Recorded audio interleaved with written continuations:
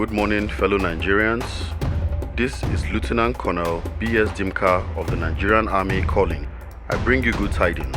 Murtala Mohammed's hypocrisy has been detected. His government is now overthrown by the young revolutionaries.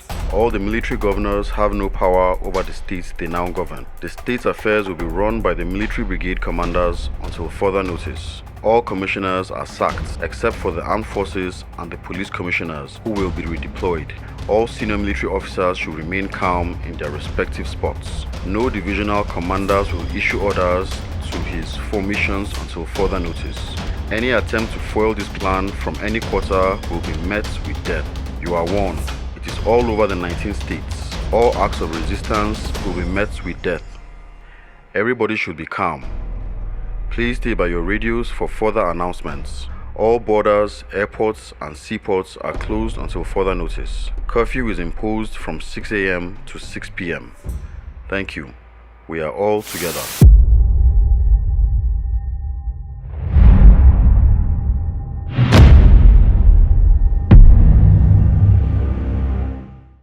The masterminds behind the 1976 coup, such as Joe Garba, Ibrahim Taiwo, and Shehu Yaradua, all took political appointments and made coup plotting fashionable.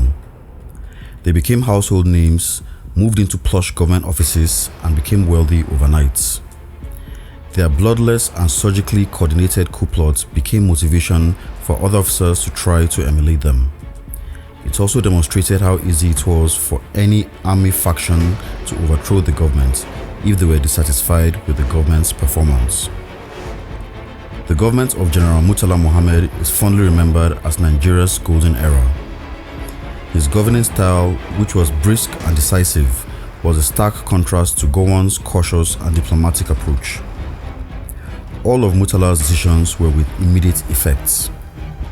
As soon as Murtala became head of state, all of the 12 military governors that served under Gowon were immediately retired. Murtala also ordered a probe into their conduct in office and discovered that 10 of the 12 were found to have illegally enriched themselves while in office.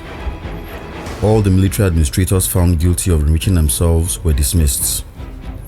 Among the dismissed military governors was Brigadier Samuel Ogbemudia of the Midwest, who was appointed to his position by Murtala 8 years earlier. Only Brigadiers Mobolaji Johnson and Oluwole Rotimi were found innocent of corruption. Another example of the dynamism of the new regime occurred when Colonel Anthony Ochefu, the military governor of the East Central States, was removed from his post and retired, even though he was one of the primary movers behind the coup that brought Murtala to power. Ochefu's retirement was not on account of his political performance, but because of misconduct in his prior military duties. The move was intended to demonstrate that the new regime would not tolerate underperformance and no one was untouchable. Ochefu was replaced by Colonel John Atompera. Apart from the Commissioner of Finance, Shehu Shagari, and Commissioner for Mines and Power, Ali Mongono, all Gowon's civilian ministers were also found guilty of corruption and were stripped of illegally obtained assets. Some of the commissioners who were found guilty of corrupt enrichment include Anthony Enahoro, Philip Asiodu, and Edwin Clark, among others. However, much of the ill-gotten assets seized by Murtala were returned several years later by the regime of General Ibrahim Babangida for reasons that have never fully been explained. The decision by Babangida was even more baffling given that he was part of the Murtala regime that seized the assets in the first place. But that is a story for another time. When Murtala was done probing the past military governors and civilian commissioners, he turned his gaze to the civil service. A massive onslaught was instituted against public sector corruption and inefficiency on a scale never before seen on the continent. This led to a wave of dismissal and retirements of over 10,000 public officials who were summarily dismissed or retired on the grounds of corruption, inefficiency, or old age. The army and police were not exempted from the wave of retirements and dismissals, as over 250 army officers were also laid off. The campaign was launched not just at senior personnel. Sector janitors, gardeners, and cleaners also found themselves out of a job. The dismissed officials were not permitted to challenge their termination or claim unfair dismissal. Such rights were suspended as part of the Purge, which was eventually halted in November 1975. The remaining officers detained for their role in the Civil War and the January 1966 coup were also released. As part of Murtala's reforms, the number of states was increased from 12 to 19, with the creation of 7 new states which were carved out of existing states, namely Bauchi, Benue, Borno, Imo, Niger, Ogun, and Ondo states. All 19 states were given new names without geographical links in order to erase memories of past political ties and emotional or regional attachments. Another ambitious plan saw the federal military government announce the relocation of the country's federal capital city away from the crowded, polluted, and crime-ridden Lagos. With its ever-increasing population and miles of traffic jams which slowed down commerce, Lagos was thought to be an unsuitable city to serve as a capital city for the world's first anticipated black superpower. In an ironic twist of fate, Murtala would eventually become a victim of the notorious Lagos traffic. Murtala's no-nonsense approach and decisiveness to governance made him the darling of the Nigerian public because he gave a country a dynamic sense of direction and purpose. As Murtala's iron-willed reputation began to spread, Nigerians began to feel that they had finally had the dynamic leadership they so craved. While Murtala basked in his newfound popularity, he however made the first of 2 mistakes that may have cost him his life. In stark contrast with Gowon's cautious and conciliatory style of leadership, General Murtala Muhammed ruled with an iron fist. Both Aguiyi Ironsi and Gowon governed benevolently by consensus. Gowon was always careful to seek out opposing viewpoints in an effort not to alienate any faction, while Murtala was the first Nigerian military leader to rule by force of will. His uncomplicated black and white approach to issues carried the danger that he would alienate military or civilian factions along the line.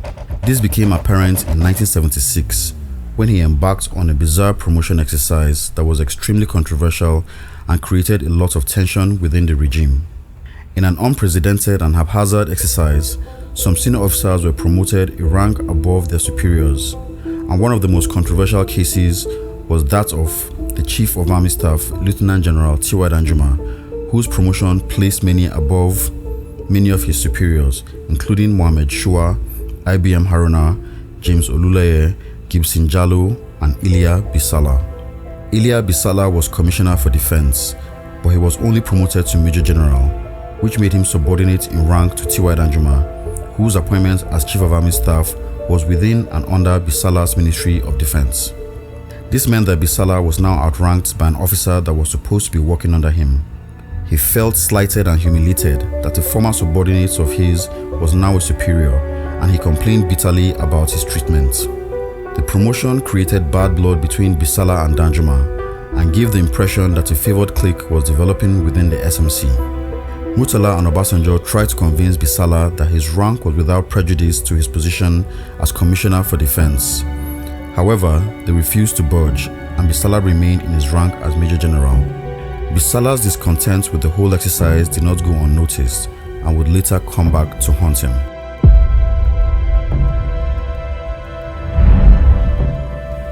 Murtala's second fatal mistake was his failure to take his personal security more seriously. Perhaps urged on by his immense popularity, he never bothered with the massive security detail as head of state, and he continued to live in his Ikoyi residence, a house he had lived in for over a decade. Murtala mingled with the masses on the streets of Lagos and drove around without motorcade. In early 1976, his deputy, Lieutenant General Obasanjo, urged him to take his personal security more seriously, but Murtala refused and replied that if anyone was planning to overthrow him, and that if they succeeded in killing all of us, good luck to them in running the affairs of Nigeria. With those words, perhaps he sealed his own fate.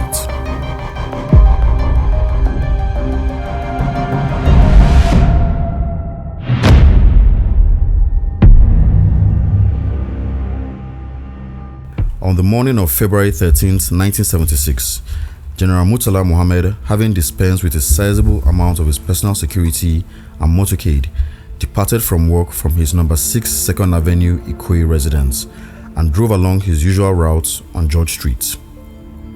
Unknown to him, a group of assassins, including Lieutenant Colonel Bukar Suka Dimka, laid in wait for him.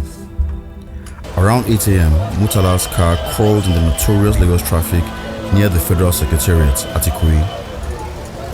As soon as his vehicle was in plain sight, a group of soldiers emerged from an adjacent petrol station, rushed over to the car and unleashed a barrage of gunshots on the vehicle, which instantly killed General Murtala Muhammed, his ADC Lieutenant Akintunde Akinshinwa, and his driver Sergeant Adamu Minchika.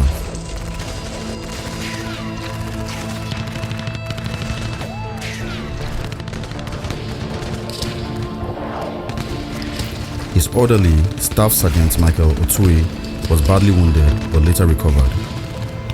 The assassins were so ruthless that one of them, after exhausting an entire magazine of ammunition on the vehicle, walked away, reloaded a new magazine and went ahead to empty it on the already bullet-ridden vehicle and occupants.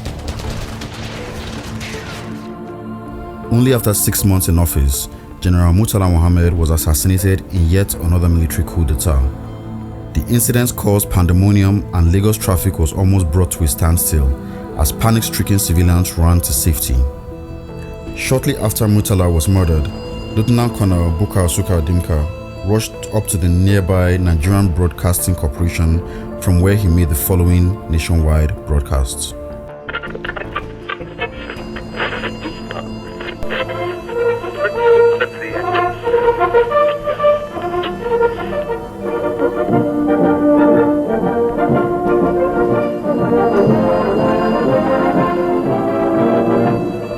Good morning, fellow Nigerians.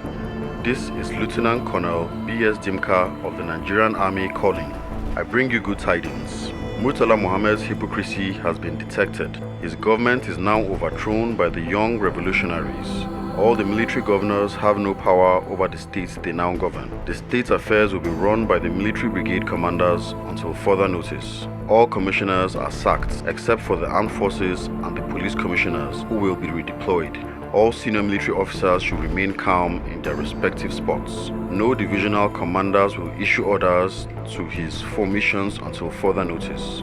Any attempt to foil this plan from any quarter will be met with death. You are warned. It is all over the 19 states. All acts of resistance will be met with death. Everybody should be calm. Please stay by your radios for further announcements. All borders, airports, and seaports are closed until further notice. Curfew is imposed from 6 a.m. to 6 p.m. Thank you. We are all together.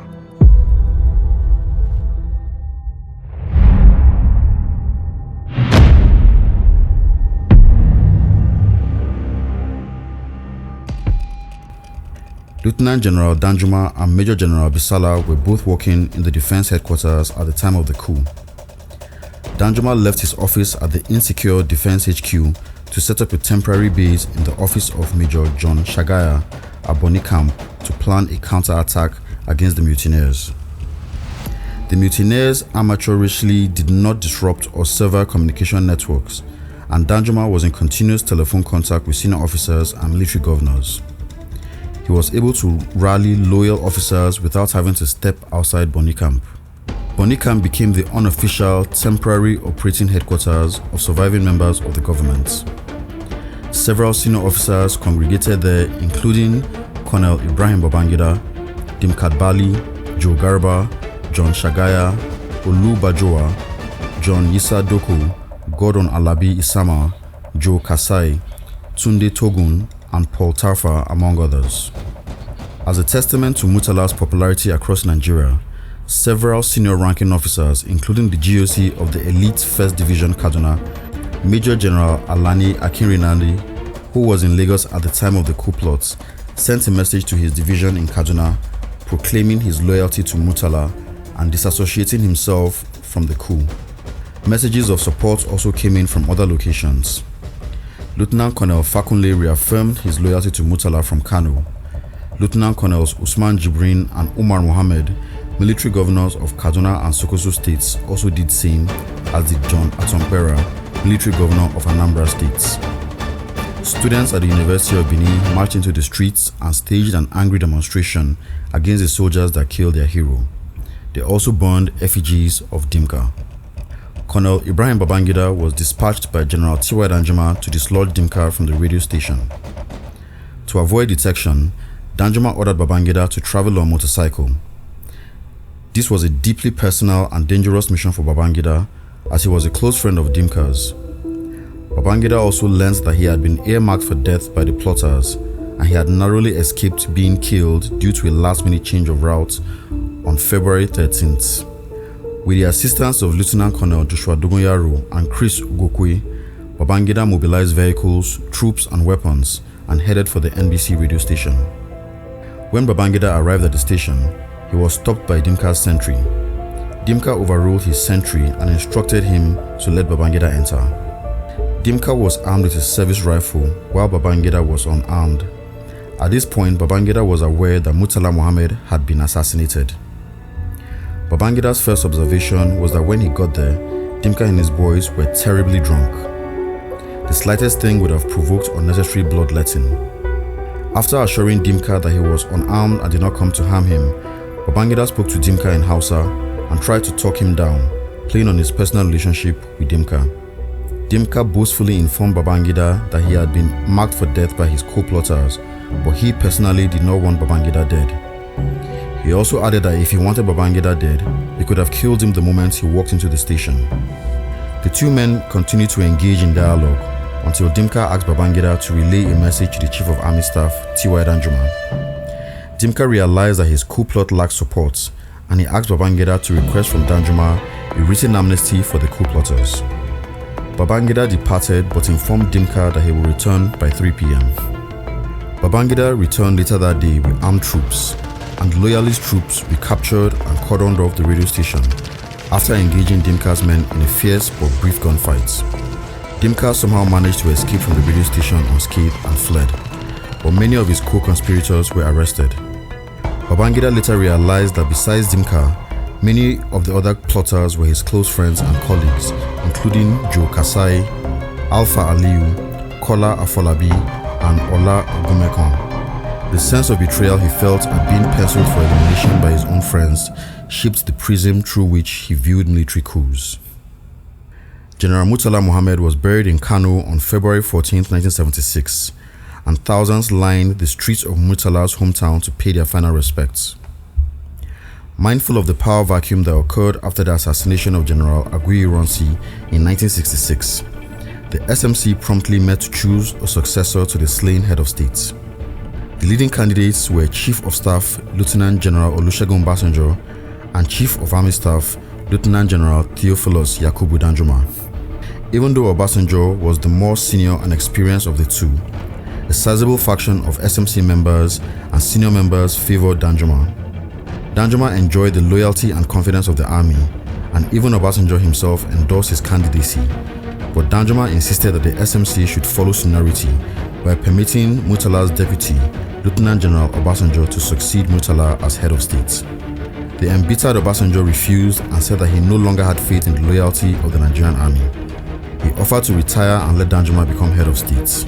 Despite Obasanjo's reluctance, Danjuma was unmoved and insisted that he succeeded Murtala. Although Obasanjo was apprehensive and visibly shaken, he relented and succeeded Murtala as head of state. However, before accepting, he sought an assurance from Danjuma that Danjuma would rally the army behind him. He pledged to continue with the policies of his predecessor. 7 days of mourning were declared in Murtala's honor.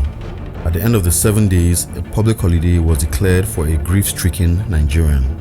Investigations after the coup created public hysteria when more information about the key players were revealed. The police issued a warrant for Dimka's arrests, and a nationwide manhunt was launched. The police warned the general public that Lieutenant Colonel Dimka was described to be armed and dangerous, and that he drinks and is fond of pub houses. According to the government, shortly after Dimka was declared wanted, he checked into a hotel in the eastern town of Afikpo under a fictitious name. At Dimka's request, the hotel manager procured a call girl for him to spend the evening with. When the authorities were alerted about his whereabouts, Dimka escaped through a window in the hotel and abandoned his vehicle. He was later captured on March 5, 1976 at a police checkpoint in Anambra State.